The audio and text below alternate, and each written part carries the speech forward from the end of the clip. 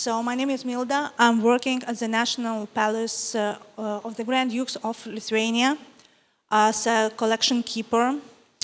And well, as my daughter, she's 4 years old, she was asked, what is your mom responsible for in her kindergarten?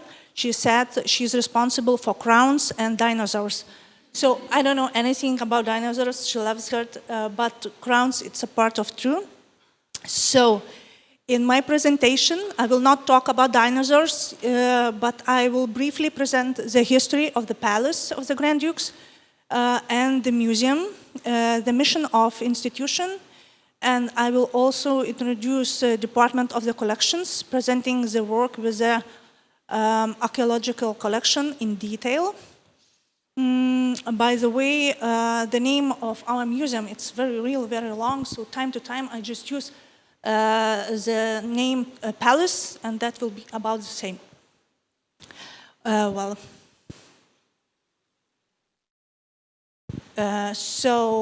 National Museum, the Palace of the Grand Dukes of Lithuania, is located in Vilnius, in the very heart of the city, and it belongs to the territory of Vilnius Lava Castle. Here you can see two pictures of the situation, Vilnius Lava Castle, which occupies an area about 60 hectares, and it is in the confluence of two rivers, the Neris and Vilnelė. And until the end of the 14th century, the Vilnius Castle complex consisted of three castles. There was an upper castle, the Lava Castle, and the Crew Castle. Here you can see schematic pictures, as I mentioned before. And the upper castle, it stands on the hill fort, and a part of the upper castle, the western tower, known as Gediminas Castle. And it has survived, and in these days, it's a symbol of Vilnius. And the Crooked Castle was burned down by Crusaders, and it never rebuilt. So, just want to get know that this year Vilnius is celebrating his 700 years anniversary. So it's a great birthday. We are celebrating all the year, and please, audience, applause to our capital. Thanks. So, some history of the palace. As evidenced by the archaeological investigations, people lived as early as the 4th, 8th centuries at the territory of the Lava Castle. And eventually the settlements turned into the castles. From the second half of the 17th century, brick building construction began in this place. However, until the turn of the 15th and 17th centuries, both of the palace of the Upper Castle and the residence of the Trakai Island Castle competed. Which is the residence of the Grand Duke. So the ruler, in order to maintain the integrity of the state, often traveled through the country at this time. So he didn't stay in one place for a long time. So it was like always traveling. And a big construction was changed by the Grand Duke of Sigismundus the Old in 16th century, the beginning of the 16th century, and it rise to the palace. Well, that not so. The golden age is finished, and the destruction of the palace. So the most devastating blow to the development of the palace came as a result of Lithuanians and Poland's unsuccessful wars with Muscovy and Sweden in the middle of 17th century. So in 1655, Vilnius was occupied by the army of Tsar and Muscovy until 1661 for 6 years. And during this time, the palace suffered severe damage and was looted, and the treasures kept within and transported to Russia. The palace was demolished by the decree of the Tsar's Russian administration at the end of 18th century. So, the destruction of the palace, the last picture, now you see, now you can see how the territory was of the former palace in the 19th century. After the palace was demolished and razed to the ground, and the place became a public square. So here you can see people walking, so that's the place of the palace was.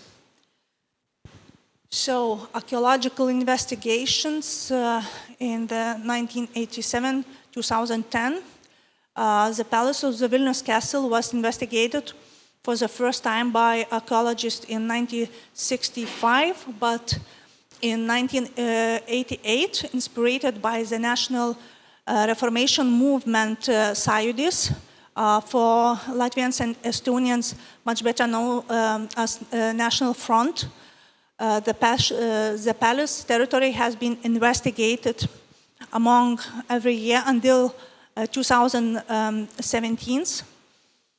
In the 1988-1991, many volunteers and students participated in the excavation. It was a huge boom. It was a big honor to participate in such excavations. There was excavated during this time 1,632 square meters. As I mentioned before, the territory, it's about 60 hectares, so 1.6 hectares was investigated during 20 years. And more than 500,000 of archaeological finds and their fragments have been found over that years. The most exceptional finds are stone tiles and finds of organic origin like shoes, wallets, wooden household items, and water supplies and drainage system of the 16th century and at its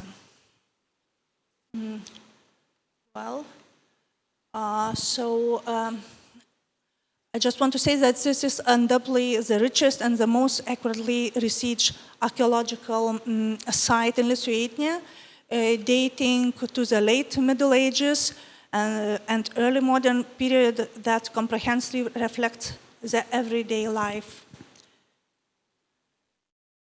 So, rebuilding of the palace, the new stage of the palace.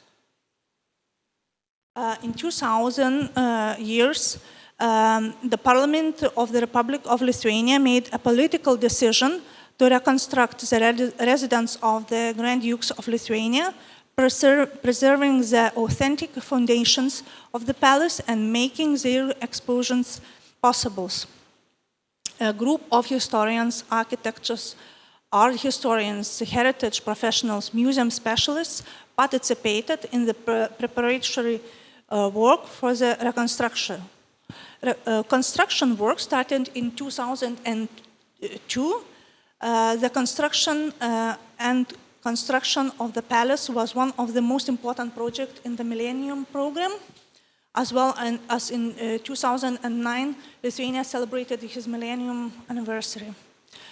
The authentic palace basements and foundations with its own structures covered by reconstructed buildings was like a hood. Palace looks and functions like the origin historical residence, but it continues to serve in purpose in new ways. Interiors and expositions, few sentences.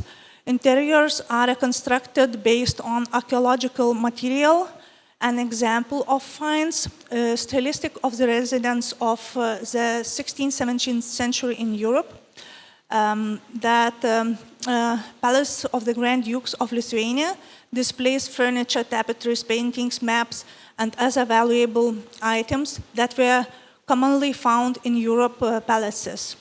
The exhibition shows how the residence of the Grand Dukes of Lithuania changed in a style during the late Gothic Renaissance and early Baroque periods. It also gives a glimpse into the palace living environment and its historical purpose, explores the ruler's public and private spaces treasury. So here you can see on the top, the left hand, our Gothic chamber. Then on the right side, one of the Renaissance chambers. Down you see the authentic foundations which have been excavated, and on the right side you can take a look at our stone tile collections. This is from Renaissance. So main tasks of our museum is representation, archaeology and architectural research, education, preservation, accounting, and protection.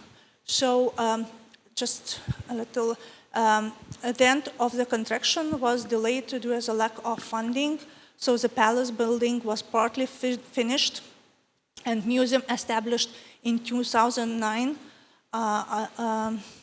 But for public, it was opened in two stages, in 2013 and 2018.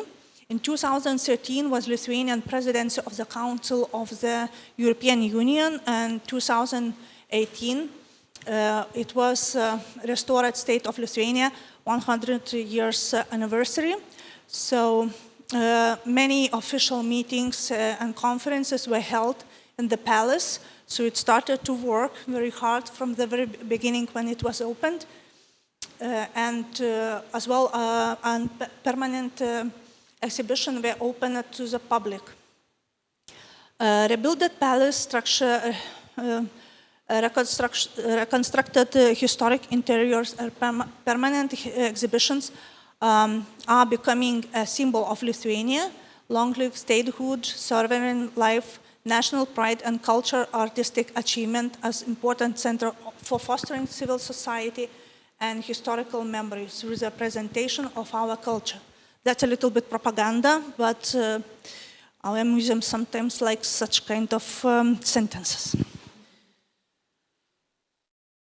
So now, finally, we got about collections. So there are collection department, and it keeps 3 collections in this department. So art, culture, and history collection, numismatic collection, and archaeology collection. I'm responsible for archaeology collection. We are 7 people in this collection, administrative responsibilities. So, so that's just a few sentences about every collection. So we have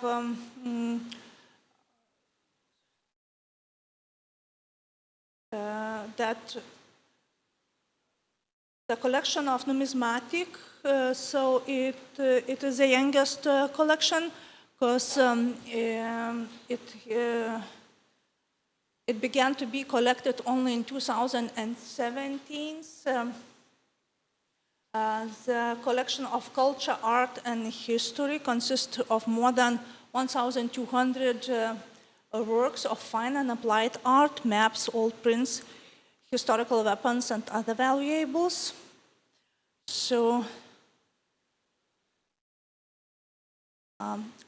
more about archaeological collections. So, more than 90% of the collection consists of finds found in the territory of the palace That's a unique point in Lithuanian archaeological world. Archaeological findings found during the explorations of the territory was found a lot of construction of wooden buildings, some structures, roads, infrastructure, and so on. 500,000, as I noticed told before, 500,000 of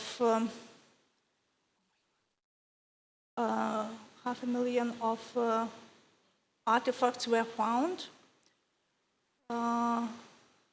In contrast to written resources and iconographic material, artifacts illustrate the actual household of the residents, the medieval castle, Renaissance, and early Baroque stage places. So, as you see, the main responsibilities in our department of the collection that increasing, accounting, and protection the collection, then cooperation with mediation with restorers, curators, exhibitions, research of archaeological heritage, storage, maintenance, and digitalization. So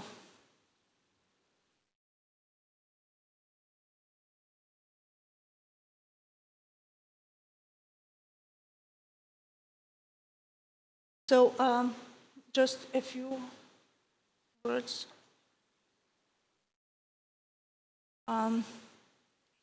about the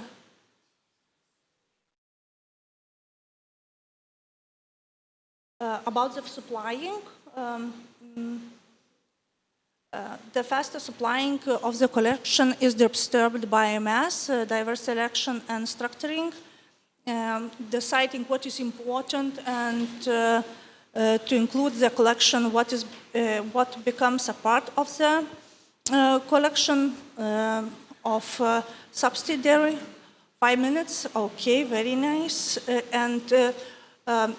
During the past 10 years, we have 2 small-scale excavations. That means in every excavation, during every excavation, there was like 40 square meters researched, and one of the biggest and most impressive item was found. So it's a barn. So it's that's a wooden house, which was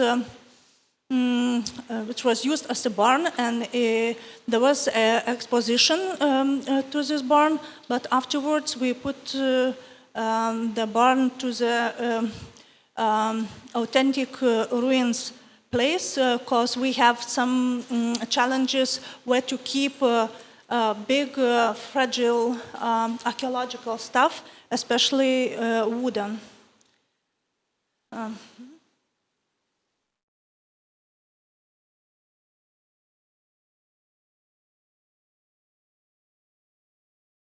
That's the last small-scale investigation. So some archaeological finds were found as well. So you can see, I think for Latvians, it's very, the ring is very common. So it's Nemesis ring, or how to call it. So that was find it in the palace place as well. Collaboration with restorers. So they are my favorite colleagues. We work together actually every day, and they are 6 people in their department, and we have dendrochronology laboratory as well.